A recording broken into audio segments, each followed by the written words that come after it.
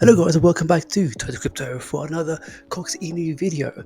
And if you watched my last video, I did actually state that if we do go much further down, we should be expecting something like this, where we could come down to retest the supporting area before we make the move to the upside.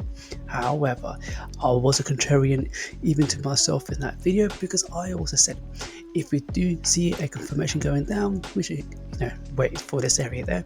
However, if we see a little sideways and potentially bumping up above here, that should be a bullish move so we can retest on the upside. So why don't we get into the technical analysis, and where do I see Coq Inu in the near-term future? So let's get into the technicals.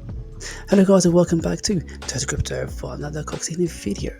Right, it looks like that we are currently just going sideways, which is exactly that I mentioned in my last video if you've been watching, and in fact I think we all called it. So yeah, looking at the chart right now, we haven't seen a confirmation to go to the downside. We are still going on a sideways. We could possibly see a move to the upside.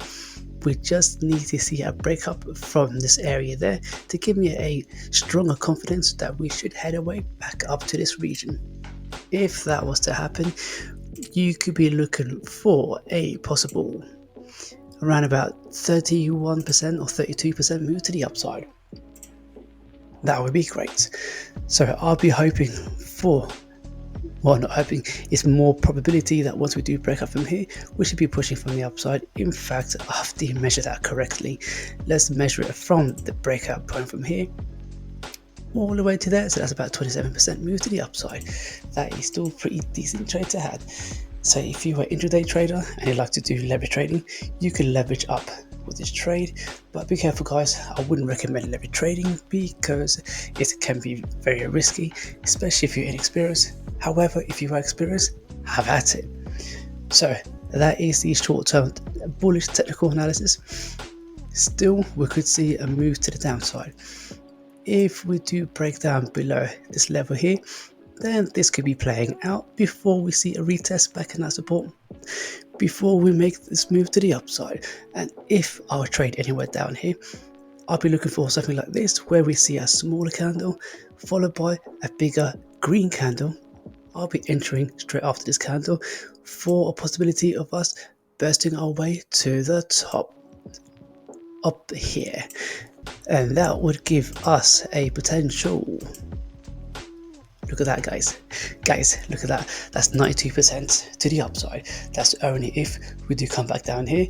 I'll be looking for this sort of confirmation before we push to the upside, but we are still going sideways, so I would only be looking for a long trade anywhere from here.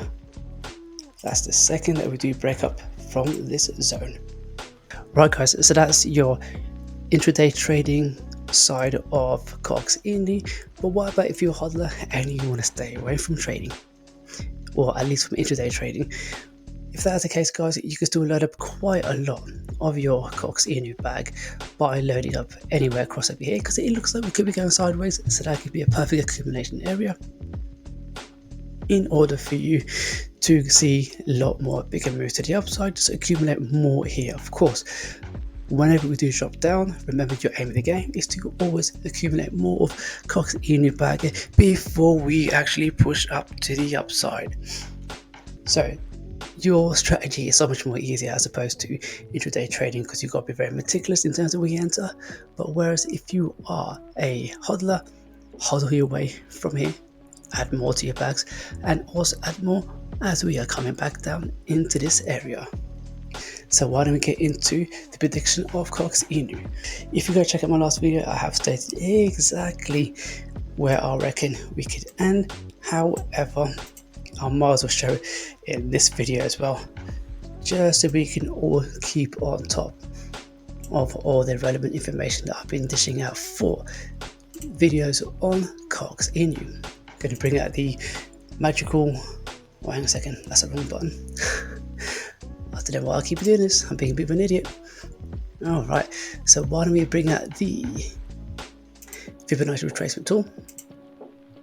We're going to measure straight from the top all the way down to the bottom, And then if we squeeze the charts, we can see that at least for the short term, or for the foreseeable future, we could see a nice move to the upside from where we are, from there to the top of there, roughly around about 475% move to the upside.